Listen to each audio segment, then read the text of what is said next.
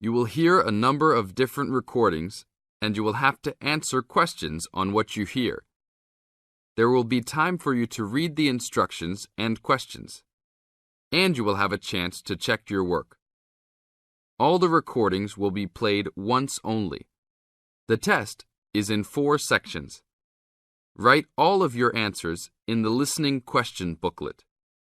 At the end of the real test, you will be given 10 minutes to transfer your answers to an answer sheet. Now turn to Section 1 of your booklet. Section 1. A campus radio station is going to be in action. An interviewer is interviewing a man from the university for the survey. Listen to the conversation between them and circle the best answer from A, B, or C for questions 1 to 4. You now have some time to read questions 1 to 4.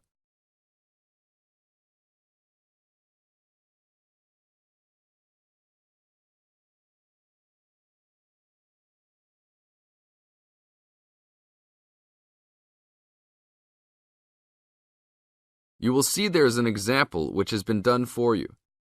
On this occasion only, the conversation relating to this will be played first. Excuse me, I'm conducting a campus survey. Would you have time to answer a few questions? What's it all about? We're doing some market research for a new campus radio station starting in the next few months. That's okay. Sounds good. Great. I'll just work through this form with you. And if we could start with some personal background information? Sure. Right. If I could have your age, please. 26. Okay, good. The teacher being interviewed is 26 years old, so B is circled. Now, we shall begin. You should answer the questions as you listen, because you will never hear the recording for the second time. Listen carefully and answer questions 1 to 4. Excuse me, I'm conducting a campus survey. Would you have time to answer a few questions? What's it all about? We're doing some market research for a new campus radio station starting in the next few months. That's okay. Sounds good. Great. I'll just work through this form with you. And if we could start with some personal background information? Sure. Right. If I could have your age, please. 26. Okay, good. And are you a student, teacher, or in another job? Well, I'm a tutor, but I'm also a postgraduate student, so I don't know what you might call me. What do you think? Okay, well, I'm more of a teacher, really. Fine. And would you mind if I asked about your salary, or I could leave it blank? No, that's okay. It's $20,000 a year. Thanks. Right. Now about your current listening habits. What would you say is your main reason for listening to radio? Well, I'm usually busy during the day at work, so I usually only listen to the radio at night. It helps me relax and unwind, even if I'm studying. Good. And how many hours a day on average do you listen to the radio? Well, not a lot really. I'd say just over an hour all told. Now you have some time to read questions 5 to 10.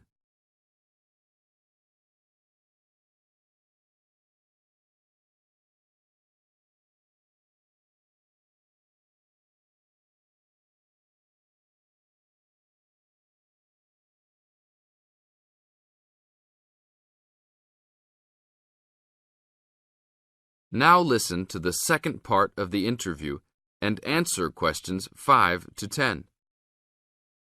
So, what are the 2 main times of the day that you listen to the radio? Well, for a little while around breakfast time, and then it tends to be later, after dinner, when I've finished any serious work I need to do. And what sort of radio programs do you like? I like the news, but I also like classical music. It helps me to relax. Fine. And turning to the new campus station, which type of programs would you prefer? I think the existing radio stations cater for my need for news. So I'd like to see programs about local information, providing a service to the campus community. And in the same vein, perhaps more for academic viewers, some lectures or relevant programs. Oh, I see. And if you had to give the new directors some specific advice when they set up the station, what would you tell them? I think I'd advise them to be careful about the quality of the broadcasts. You know, the sound system. There are a lot of radio stations, and people can change their loyalty quickly if it doesn't meet their needs. I think they should do more of these kinds of interview too, you know, talking with existing and potential customers. Oh, I'm pleased you think it's useful. Certainly, yeah. Good. Now, this station will not be fully funded by the university. So how often do you think it is tolerable to have adverts? I think, well, out of that list I'd say every quarter of an hour. Of course, that's providing they don't last for 10 minutes each time. Oh, quite. And are you interested in attending any of the special promotions for the new station? Yes, I'd be happy to, as long as they're held on the campus or nearby. OK, I'll note that down. And finally, may we put you on our mailing list? Well, I prefer not, except for the information about the promotions you just mentioned. OK. Can I have your name and address? Of course. I have a card I can give you. Oh, great. And thanks a lot for your time, and we look forward to seeing you. Yeah, sure. Thanks. This is the end of Section 1. Now you have half a minute to check your answers.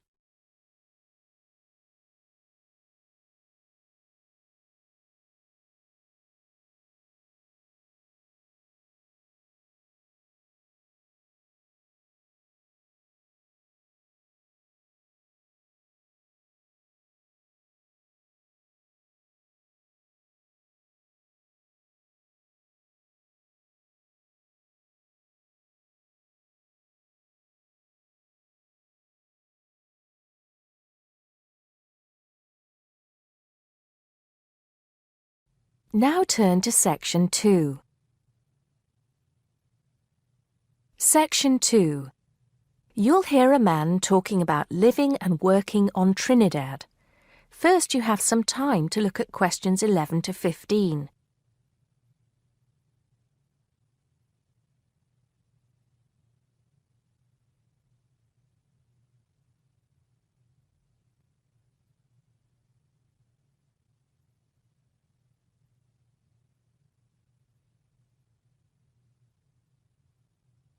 Now listen carefully and answer questions 11 to 15.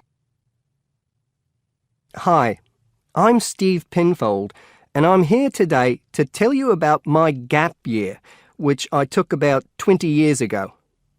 Unlike many students these days who go travelling or get some work experience between school and university, I decided to do something completely different after finishing my degree.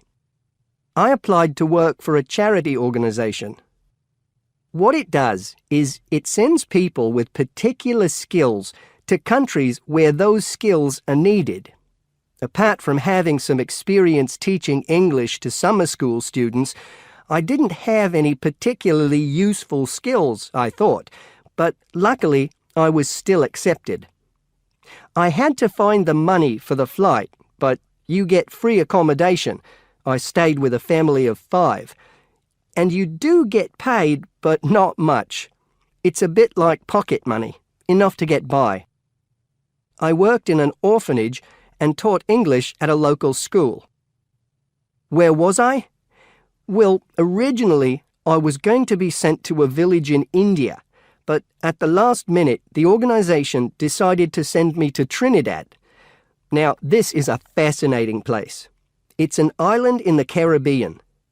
Well, in fact, the country is actually 2 islands. The smaller one is called Tobago, which is connected somehow to the word tobacco. Anyway, there I was, a young white guy living and working on an island which is mostly a mixture of descendants from Africa and India. The Africans were originally brought over as slaves, and the Indians came later as indentured workers. That means they agreed to come for a specific time, but many of them stayed. There are also some Trinidadians of Chinese and British origin, though the native inhabitants were basically wiped out by colonialization. I myself felt completely accepted and had the time of my life. The language everyone speaks is English, so there was no problem for me there, but some concepts don't quite translate. They're pure Trinidadian. There's the term liming, for example, which means sitting around watching the world go by. Also, there's the famous carnival, when the whole island is taken up in playing mass. For a whole month, around February or March, it depends when Easter is, everyone's busy preparing costumes, practicing calypsos, soca and steel pan music, and most importantly, partying. Before you hear the rest of the talk, you have some time to look at questions 16 to 20.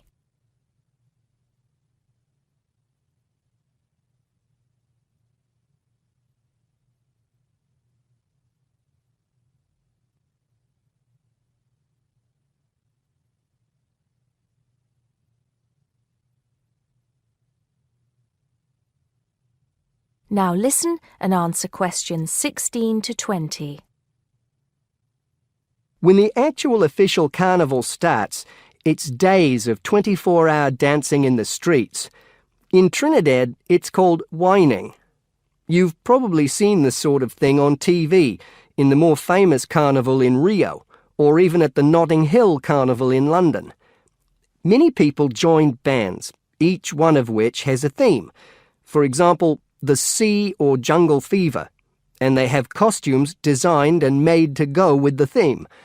These can cost $1,000 for the king and queen of each band. They're incredible. The whole city is a non-stop party zone, full of colour and sound. It's serious too. The bands are in competition and the winner gets $1 million. Sorry, I got a bit carried away with those memories. Back to my real job there. The orphanage was called St. Augustine's, and that's also the name of the place where it was, St. Augustine, a town just outside the capital city, Port of Spain. I didn't have any particular job description, just to be with the children and tell stories, sing songs and play games. Oh, and we also went camping in the jungle once.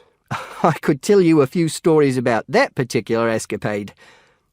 Every time I arrived at the gate, kids would come running towards me, shouting, with big smiles on their faces. The younger children seemed fascinated by my blonde hair and loved to touch it as if it was something miraculous. The English teaching I did 2 days a week in a primary school for 6 to 11-year-olds. The kids may have been poor, but they all wore neat and clean uniforms and were so respectful and enthusiastic. I've now been teaching for many years in different countries, and I still think those were the best students I've ever taught. What else did I do while I was there? I swam a lot. Can you imagine what it's like swimming with dolphins and with pelicans diving into the sea right next to you? More seriously, I trained to be a Samaritan. That's someone who listens and supports people who have problems with their lives. Overall, what I took from the experience was a sense of being in another culture, or rather cultures. As humans, we all share many characteristics, but we express ourselves in various ways. In Trinidad, there are lots of different communities and religions, and so many different kinds of festival to see. Hindu, Muslim, Christian, as well as some rather mysterious African traditions. There are quite a few Rastafarians too. Trinidad is, as Americans are fond of saying of their own country, a melting pot where everybody is greeted warmly. Go and see for yourself. I'm not sure how it's changed since I was there, but I'd love to find out. That is the end of section 2. You now have half a minute to check your answers.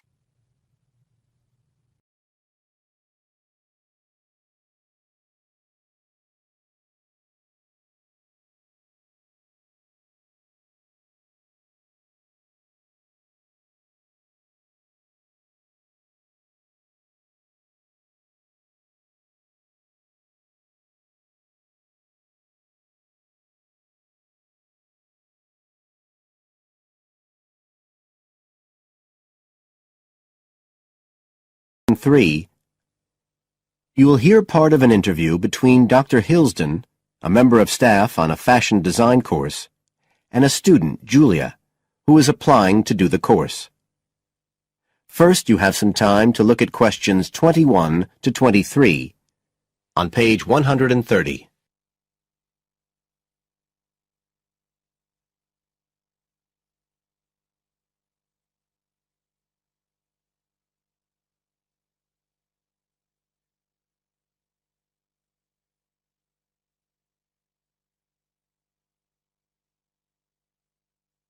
Now listen carefully and answer questions 21 to 23.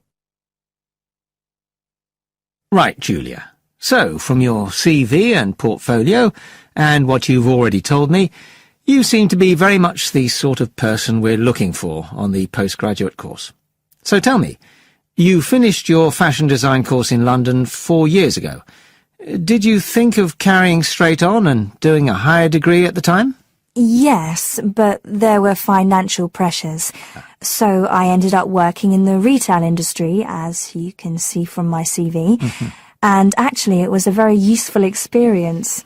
In what way? Well, I was lucky to get the job with Fashion Now. They're a big store, and one of my priorities was to get as much experience as possible in different areas. So that was good because I had the chance to work in lots of different departments. And having direct contact with the customers meant I was able to see how they reacted to innovation, to new fashion ideas. Because with Fashion Now, a designer might show something in New York or Milan, and there'll be something similar in the shop within weeks. So that was probably the most useful thing for me. Right. And so what's made you decide to do a postgraduate course now? Well, while I enjoyed working at Fashion Now, and I learned a lot there, I felt, well, the way forward would have been to develop my managerial skills, rather than my skills in fashion design, and I'm not sure that's what I want to do. Yes. When I was doing my degree in London, I'd been interested in women's wear, but I know that there's been a lot of work done in areas like new fabric construction. And though I'm not intending to go too deeply into the technology, I'd be very interested in looking at how new fabrics could be used in children's wear. So I'd like the chance to pursue that line. Yes, good. And are you at all concerned about what it's going to be like coming back into an academic context after being away from it for several years? No, I'm looking forward to it. But I'm basically more interested in the application than the theory. Or at least that's what I've found so far, and I'm hoping the course will give me the contacts and skills I need eventually to set up my own enterprise. I'm particularly interested by the overseas links that the department has. Yes, many of our students look overseas or to international companies for sponsorship of their projects. You now have some time to look at questions 24 to 30.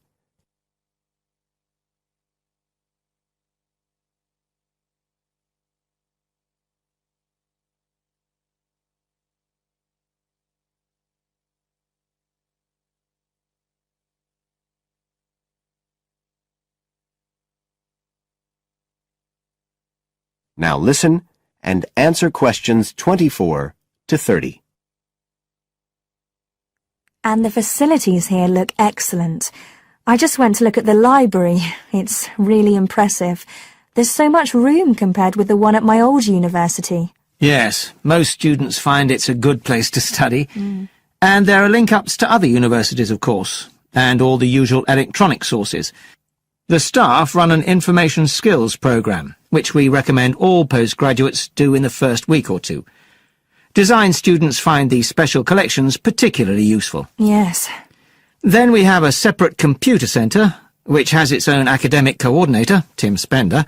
He's got a background in art design, and the ethos of the centre is that it's a studio for innovation and creativity, rather than a computer laboratory. Oh, right. I liked the study spaces where students can sit and discuss work together. Very useful for joint projects. We always had to do that sort of thing in the cafeteria when I was an undergraduate.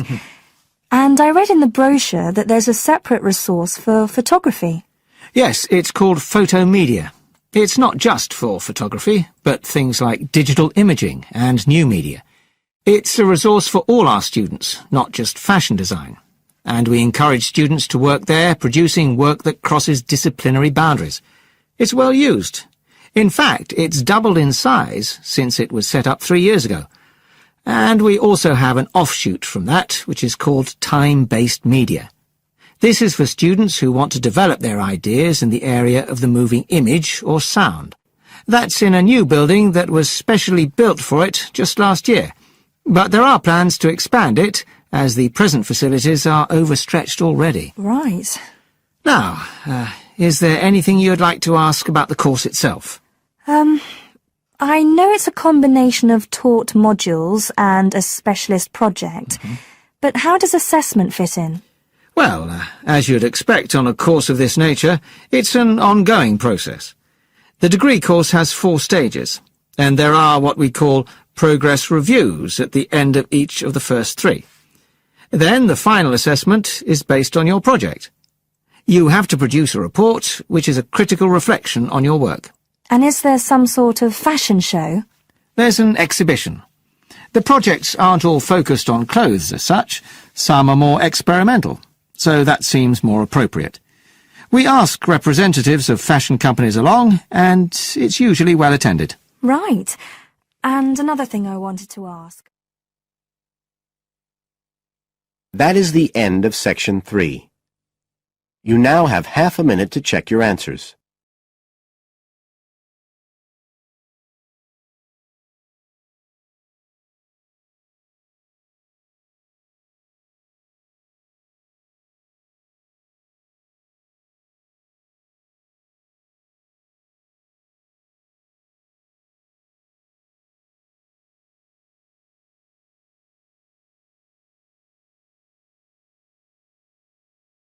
Let's see. Test 1, Section 4. You will hear a media studies tutor giving a lecture about news sources. You now have 30 seconds to read questions 31 to 35.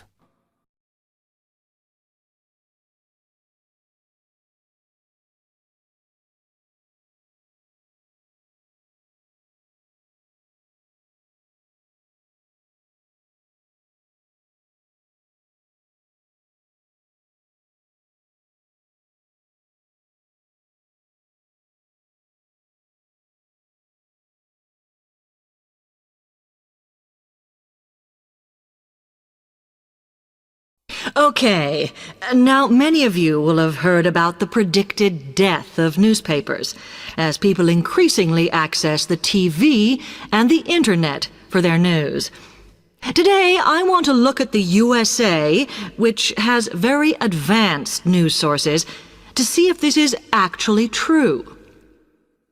In the USA, the main news sources without doubt are TV, the Internet, and the press. That is, traditional newspapers. And although they are each surviving and growing, they are also changing.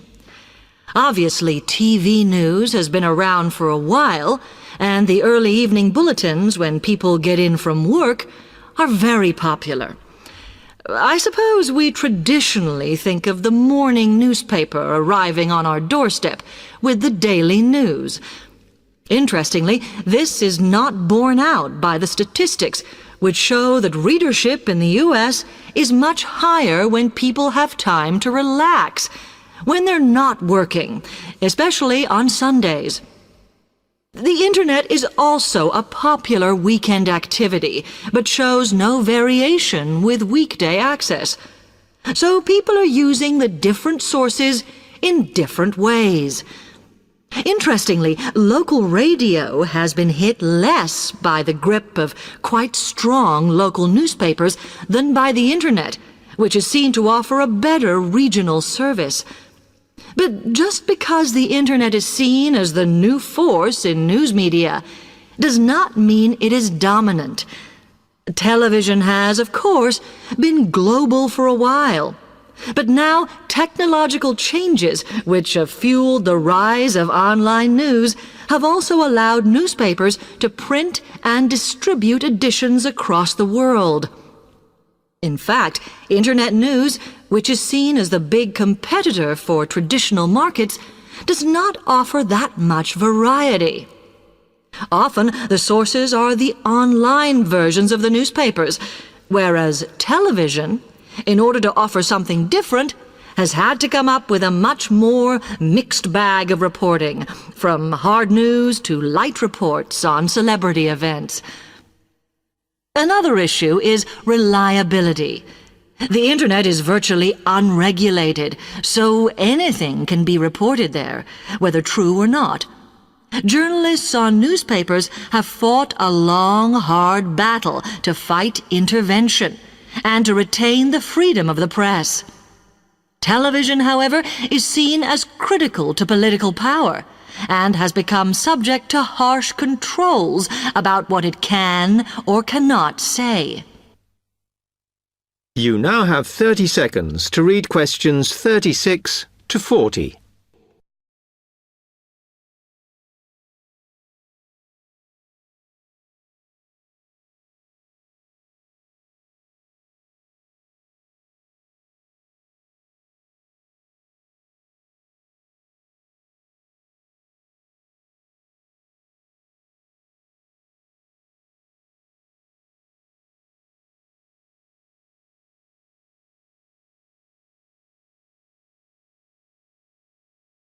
Now, one very critical factor in keeping newspapers alive and well in the USA has been their approach to advertising. Obviously, newspapers are heavily dependent on advertising revenue, and they have become more and more imaginative in what they offer, in order to make sure that advertisers use them and not other news sources. This has meant that, contrary to popular belief, newspapers now have a significantly higher profit margin than the rest of American industry. So, how have they managed to raise advertising revenue in this way? Well, they have put a lot of effort into developing and maintaining a very strong association with the retail trade. And they've come up with a winner. A critical tool in their sales plan has been suggesting that the adverts they run can have vouchers. This has been enormously effective because they have found that not only do more people buy the paper to get the discounts, but also that this inevitably means much higher sales for the clients who advertised. As well as doing this, the newspapers have also introduced aggressive sales campaigns over the last few years. This has resulted in a significant and continuing rise in the number of advertisers prepared to pay the extra for full-page ads. So, what I would like to move on to